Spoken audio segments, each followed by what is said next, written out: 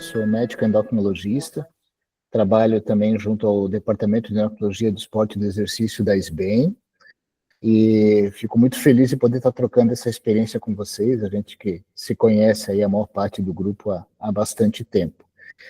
Me pediram para conversar um pouquinho com vocês sobre a questão de suplementações vitamínicas no atleta recreacional e profissional. A gente deu essa aula recentemente no Congresso Brasileiro, né? Talvez alguns de vocês estavam lá. Então, hoje o objetivo é a gente discutir esse tema de uma forma mais pausada e no final a gente abre, então, para perguntas, dúvidas e trocas de experiência. Então, agradecer novamente a todos vocês aí, na pessoa do Marco, da Andréia, pelo convite. Bom, eu não tenho nenhum conflito de interesses para essa apresentação específica, e eu começo, né, então, mostrando para vocês uma coisa que é comum, né, e ela é consensual, vamos dizer assim. Quando a gente pega as orientações sobre suplementação vitamínica, suplementação de minerais, né, para reposição em atletas, acaba sendo sempre um consenso em torno da mesma frase. Independente da literatura ou da revisão que vocês vão pegar, existe a seguinte, né, que o uso de suplementos ele não vai reverter ou amenizar ou melhorar uma escolha alimentar que é ruim e uma ingesta inadequada para as demandas daquele indivíduo. Então existe não só entre os atletas, mas também entre a população geral, que as vitaminas de uma certa forma seriam saudáveis e trariam benefícios, independente de todo o contexto daquele paciente.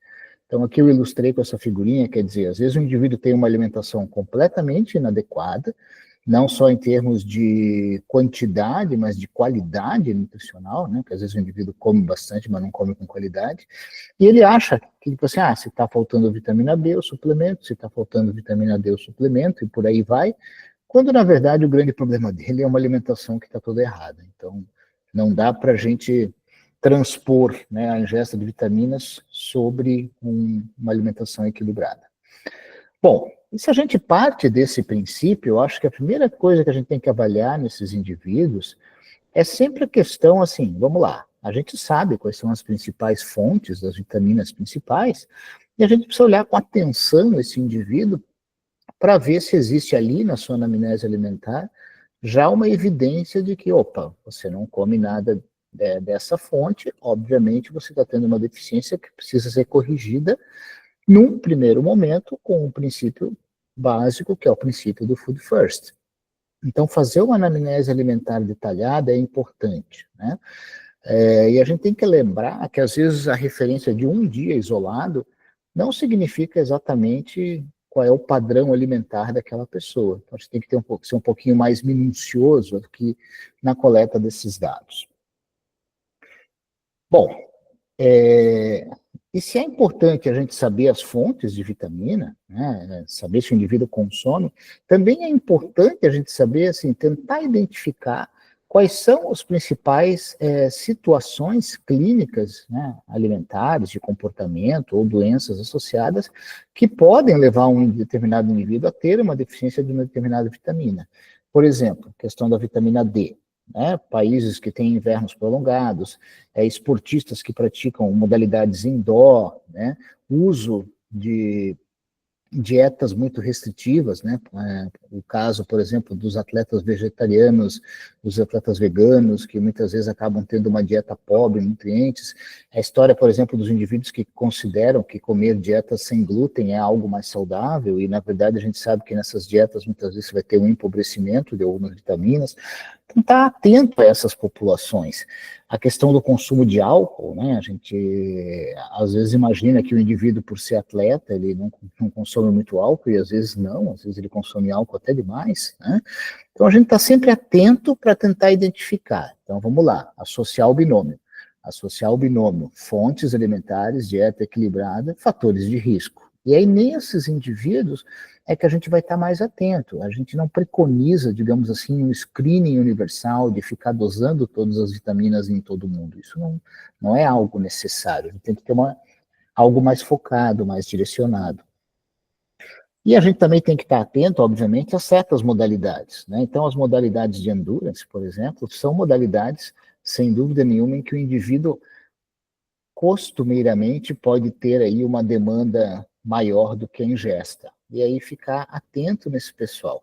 Esse aqui é um trabalho que foi feito com 95 atletas de endurance, em que a gente observa, né, que mesmo os carboidratos, né, que seriam as fontes energéticas principais, mesmo essa fonte básica, elementar, nesses indivíduos, às vezes, ele não está tendo o aporte adequado.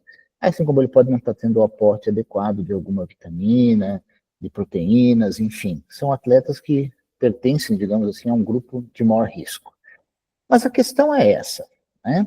Bom, eu vou identificar se o meu indivíduo tem deficiência, eu vou identificar as causas dessa deficiência, eu vou tentar corrigir com a alimentação para que ele tenha níveis normais, porque nos parece muito claro, muito óbvio entender que o indivíduo que tem uma deficiência vitamínica vai sim se beneficiar nos seus aspectos gerais de saúde da reposição daquela vitamina, quando necessário, depois do equilíbrio da dieta.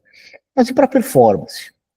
Então a gente escuta, né, que para um melhor desempenho esportivo preciso ter uma vitamina B12 acima de tanto, uma vitamina D acima de tanto.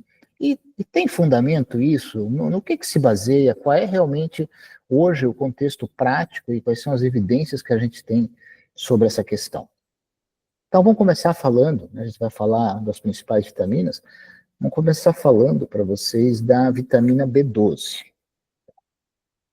Bom, essa é uma classificação recente, né, publicada pela Associação Brasileira de Nutrologia, em que vamos lá, vamos mapear esses indivíduos. Então, indivíduos com vitamina B12 abaixo de 200, eles têm um diagnóstico provável de deficiência e precisam ser avaliados e tratados. E existe uma zona limítrofe ali, de uma vitamina B12 entre 200 a 300, que a gente poderia precisar de uma investigação um pouco mais refinada. Desculpe, pessoal. Uma possível deficiência, confirmar então com dosagens de homocisteína, ácido metilmalônico, indivíduos que precisam ser melhor avaliados. Mas é considerado suficiente o indivíduo que tem vitamina B12 acima de 300.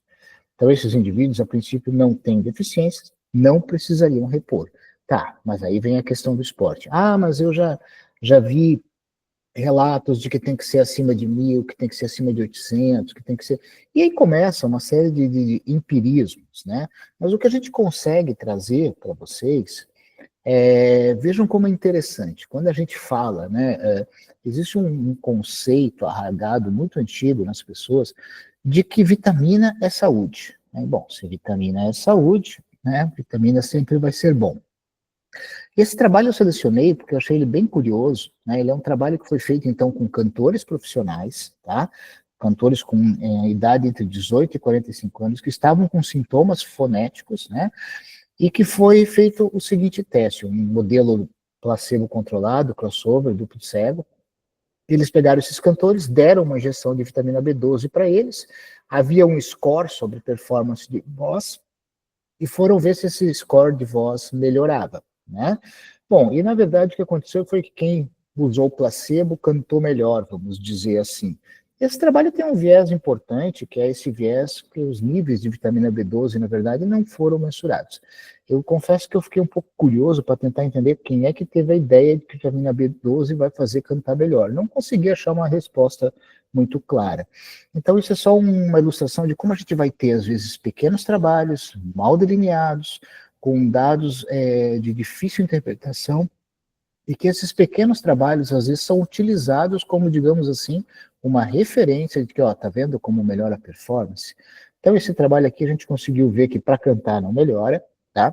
Esse é um outro trabalho, também nesse modelo crossover, né, duplo cego, em que você fez, então, um suplemento vitamínico oral e foi testar o tempo de exaustão entre corredores na esteira, né, após o uso do suplemento. Bom, o que eles encontram?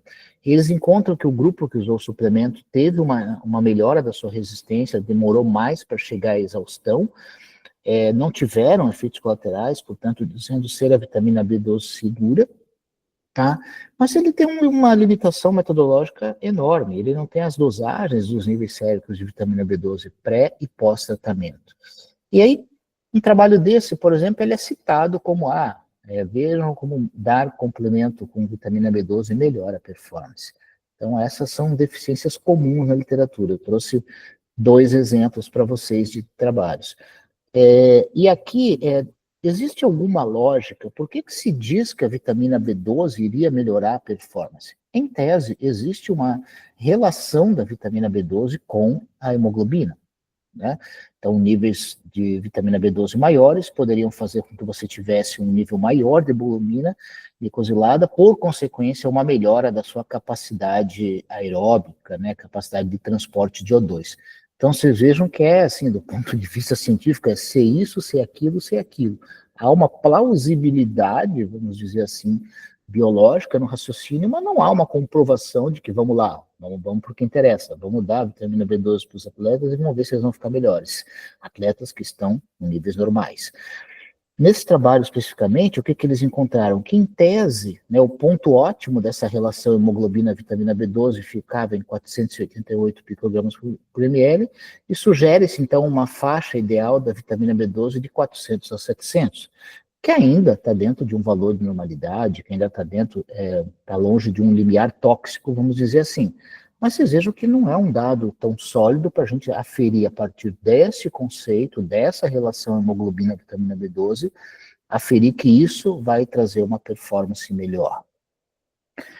E aí, vocês vejam onde estão os perigos dessas coisas, né? Nesse trabalho aqui, o que eles fizeram? Eles pegaram atletas, compararam uma galera que fazia esporte de endurance, uma galera que fazia esportes de força, né? Todos os indivíduos nessa turma aqui eram considerados indivíduos com níveis suficientes de vitamina B12, ninguém era deficiente, tá? E aí eles fizeram assim, bom, vamos ver quem é que está nessa faixa que a gente considera boa, né, de 400 a 700. Então, vocês viram que basicamente metade ali dos atletas se encontravam nessa faixa e um percentual de 30% acima de 700. Mas o que eu quero ressaltar nesse trabalho, gente, esse trabalho era para ver isso, né, os percentuais, era para, essa é uma coisa que a gente tem que estar atento, né? Vejam que 20,2% desses pacientes utilizavam vitamina B12 sem qualquer orientação formal, né? E muitos casos descritos níveis de vitamina B12 acima de 3.000, que são, obviamente, níveis de toxicidade elevada, tá? Então, aqui o perigo, né? Então, essa cultura de que posso usar vitamina, que é bom, que eu não preciso de orientação, a gente tem que ter muito cuidado com isso. Acho que o nosso papel, né, na orientação dos atletas é justamente desmistificar essas coisas. Bom, vamos falar um pouquinho de vitamina D, né? Em relação à vitamina D, a vitamina D é a que tem um corpo de evidências maiores que, né, nos sugerem, então, o uso da vitamina D. Mas vamos lá, né? Então, aqui lembrando, né, a gente tem aqui nas diretrizes, né, a gente tem uma sugestão aí de níveis alvos para atleta um pouquinho maiores do que com a população em geral, e que isso estaria associado a uma melhor função muscular e desempenho, tá? Lembrando que existem sempre os riscos de toxicidade. Em nenhum momento, para nenhuma vitamina, a gente vai falar em megadose, em protocolos endovenosos, né? Para a vitamina D, inclusive, eles destacam bastante essa história de que não tem protocolo endovenoso para a vitamina D. E assim, é lógico a gente entender o porquê que a vitamina D poderia melhorar a performance. Quando a gente pensa aqui nas ações sobre o músculo, questão da síntese proteica, modulação do cálcio intercelular, crescimento e regeneração, mecanismos de ação direta, né, sobre os receptores de vitamina D nas fibras musculares, efeitos indiretos pelo metabolismo ósseo, as consequências da deficiência são muito claras e a gente consegue entender, obviamente, né, que um músculo mais fraco, atrofias de fibras tipo 2, aumento do risco de quedas, vão ser deletérias para esse indivíduo. Mas a gente tem que lembrar também das ações não clássicas, né? Então a gente tem ações não clássicas da vitamina D que também, né, parecem interessantes do ponto de vista de performance. Lembrando que o nosso modelo aqui, ele vai partir sempre do indivíduo deficiente, né? Não existe o porquê fazer uma suplementação excessiva nesses pacientes ou naqueles que já estão com níveis normais. E aí eu já vou mostrar daqui a pouquinho para vocês por que no atleta eles sugerem essa normalidade num valor um pouco maior, né? Então vamos lá, ações sobre o sistema cardiovascular, sobre o sistema nervoso central, sobre o metabolismo energético, sobre a questão do sistema imunológico em si, né? mas só lembrando que a história de mega dose de vitamina D para melhorar o sistema imune, isso não tem um fundamento, tá? Até o potencial psicofisiológico, podendo melhorar nesses pacientes. Então, essas são as ações não clássicas. Bom, a hipovitaminose D, né, obviamente, né, já que a gente acabou de ver todos esses papéis importantes da vitamina D, a hipovitaminose D, ela vai sim nos trazer, né, ações deletérias sobre todo o organismo, né? Então, esse indivíduo pode ter problemas cardiovasculares, existem interrogados se há uma associação com câncer ou não, existem ações diretas sobre o osso, ações diretas sobre o músculo, ações sobre o comportamento, sobre o humor, pico de massa óssea, né? Esses indivíduos lá na frente, né? Quanto melhor eles tiverem uma massa óssea agora, melhor vai ser lá na frente da vida deles para a questão da osteoporose. Então, é muito fácil para a gente entender os benefícios da vitamina D e os riscos quando ela está em níveis muito baixos. Bom, e como eu reporia vitamina D nessas pessoas, né? Aqui é uma discussão assim, dá uma dose padrão para todo mundo, calcula a dose, individualmente. Então, esse trabalho, né, ele é um trabalho que foi nesse contexto, né? Então, eles partiram da premissa que o valor ideal seria 40 a 60 para essas pessoas, e quando deram 4.000 unidades fixas para todo mundo ao dia, um percentual pequeno, né, pequeno não, mas menor dos indivíduos atingiu a normalidade ali estabelecida, 68%. Já quando você faz uma continha ali, né, nessa conta, então eles estimam que 40 unidades elevam 1 nanograma do decilitro por quilo de peso corporal, você conseguia chegar mais facilmente ao alvo. Mas, de qualquer forma, mesmo fazendo um cálculo individual, a gente sabe que não são doses extremamente altas, como às vezes a gente vê em alguns protocolos, tá? Esse trabalho tinha só esse objetivo. Chegou no nível ou não chegou, não avaliou especificamente desfechos de performance. Bom, aí tem essa outra revisão que eu achei interessante, que incluiu 3 ensaios clínicos randomizados, né? 500 e poucos atletas, tá? E aí o que se aconteceu? Também se comparou 2 posologias diferentes e nos parece lógico, né, que a posologia maior trouxe um acréscimo maior nos níveis de vitamina D, mas eu destaco aqui, ó, se a gente multiplicar aí 5.000 vezes 7, 35.000, 3.000 vezes 7, 21.000, quer dizer, dentro da razoabilidade aí, né, a gente tem uma dose de 50.000 unidades de vitamina D por dia, que se usa muitas vezes na suplementação dos pacientes, vocês verem que está dentro de uma margem aqui posológica ok, né? Bom, a verdade é que assim, mesmo você normalizando a vitamina D, etc., os estudos não conseguiram ser claros no sentido de melhorar a avaliação funcional, tá? Mas, né, que é interessante realmente a gente repor essa vitamina D, principalmente naqueles períodos em que a gente sabidamente entende que esses indivíduos terão um potencial de deficiência de vitamina D maior, né? Meses de inverno, meses chuvosos, atletas que ficam muito tempo treinando de maneira indoor. E aí, quando ele faz uma segmentação dos trabalhos dessa revisão, é interessante a gente observar o quê, né? Vocês viram que assim, ó, quando nós pegamos ali nessa cor mais clara, a gente está ali com as pessoas que eram consideradas com níveis adequados de vitamina D, né, e que mesmo assim receberam uma carga extra. O que aconteceu com essa carga extra? Uma coisa óbvia de entender, acabou aumentando os níveis séricos da vitamina D nessas populações, mas que não teve assim uma melhora significativa em qualquer padrão de performance conforme a modalidade que estava sendo avaliada. E quando a gente pega os estudos de deficiência ou insuficiência de vitamina D, alguns até com níveis médios bem baixos, como vocês podem ver, 12 ali, né?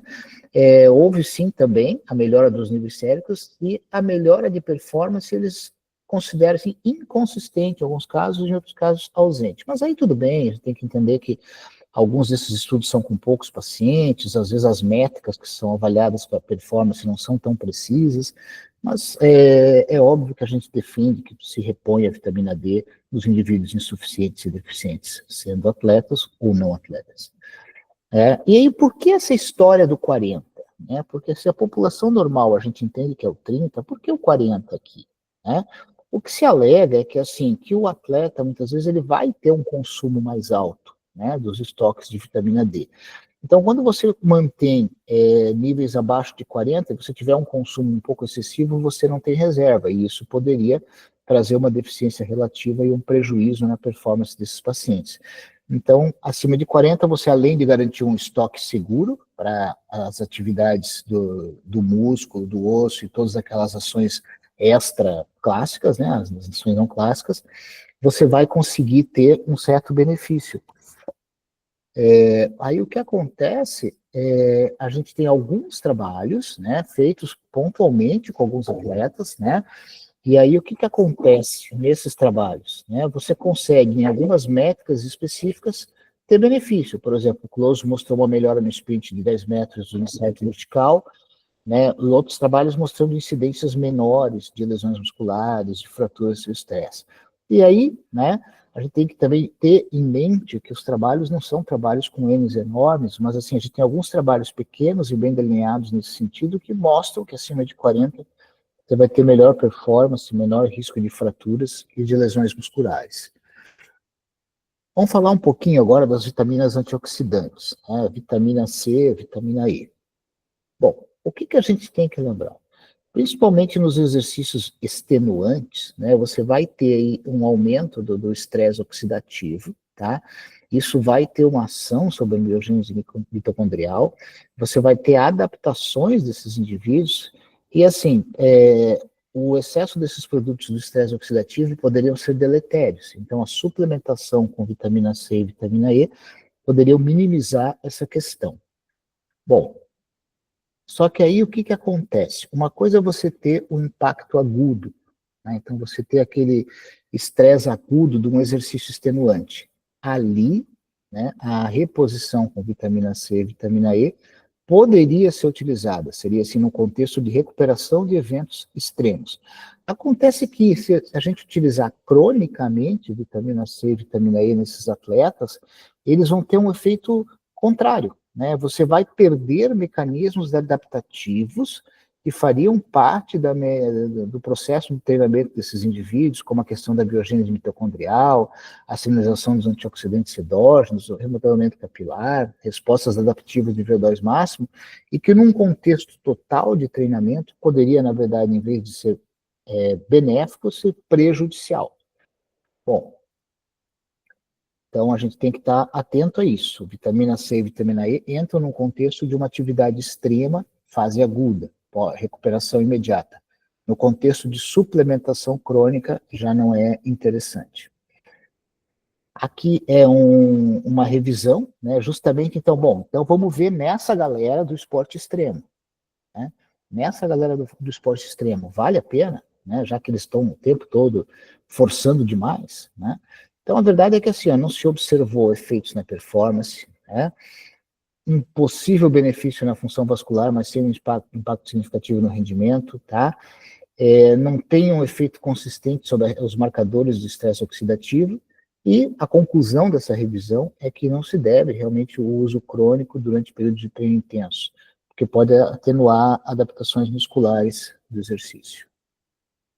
Bom, esse é um quadro em que a gente faz uma síntese, tá, gente, de qual é a situação dessas substâncias junto à agência de doping e como que o grupo australiano também as classifica. Então, o que vocês podem observar? As vitaminas são permitidas, né? Não há, assim, um status de doping aqui.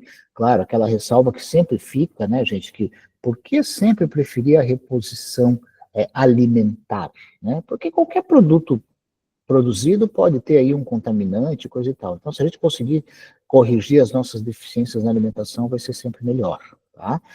E assim, de todas as vitaminas, o que a gente tem em relação à performance é a vitamina D, que a gente pode considerar como grupo A. As outras todas ficam ali entre o C e o D, e a gente realmente tem que ter um pouquinho de cautela aí na utilização. E lembrando que as evidências da vitamina D são naqueles indivíduos insuficientes, deficientes. Né? É isso que a gente tem que ter, essas são as evidências mais fortes. Vamos responder a pergunta, então. A gente tem ou não que suplementar vitamina B12 em atletas, sejam eles recreacionais, sejam eles atletas de alto rendimento? Então, acho que assim, a gente não pode esquecer dessa tabelinha, né? Tudo começa pela avaliação do status nutricional, aqui a velha história de uma assessoria múltipla para esse atleta, né? pensar sempre na comida primeiro, entender as necessidades, né? Aí um indivíduo que é atleta na terceira idade, um indivíduo que é atleta na adolescência, a gente tem que estar também prestando atenção no sexo, modalidade esportiva, qual é a intensidade. Não existe qualquer espaço para suplementações de megadose.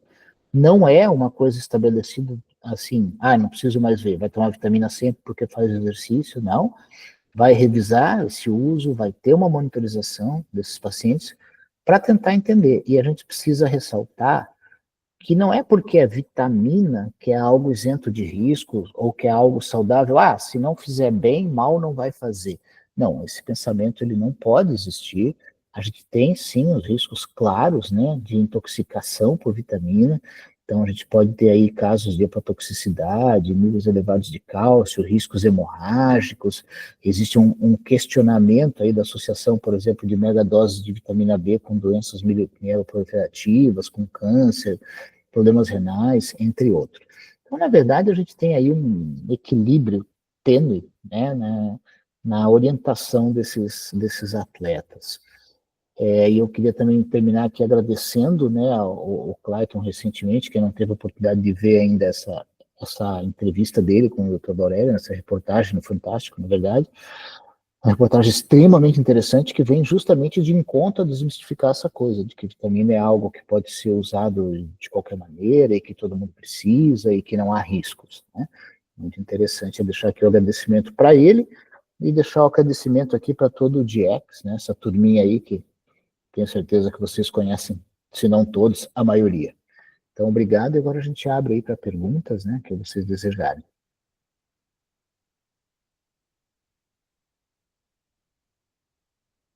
Alô? Oi, Fúvio. Oi. Parabéns pela aula. Eu vou fazer uma pergunta bem de leigo. A gente sabe que essas vitaminas elas causam intoxicação e hoje as pessoas vêm já com o Google e as apostos, né? Eu tomei isso porque a minha B12 deu aquilo. E acho importante a gente que não é médico, pelo menos entender qual é o nível de intoxicação e quais os sintomas, para também conscientizar essa população de que não é assim, né? Você olha lá seu exame, você acha que está baixo, porque não entende nem a interpretação, e aí vai lá na farmácia e se entope disso, daquilo, ou traz dos Estados Unidos, porque é mais fácil comprar lá, e etc.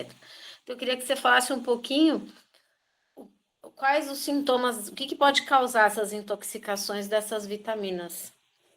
O indivíduo pode ter parestesias, né, formigamentos, amortecimentos, uma coisa acne rosácea, né, então esse indivíduo começa a ter sintomas cutâneos, pode ter eritemas, flashes, mas eu acho que é importante, Adriana, destacar que às vezes esse indivíduo não vai perceber muita coisa, né, quando ele perceber, às vezes é com um nível já muito alto de vitamina D, B, por exemplo, e um impacto já, assim, uma hepatopatia, né? Daqui a pouco o cara faz aí uma icterícia, faz uma elevação das enzimas hepáticas, faz uma piora súbita da função renal.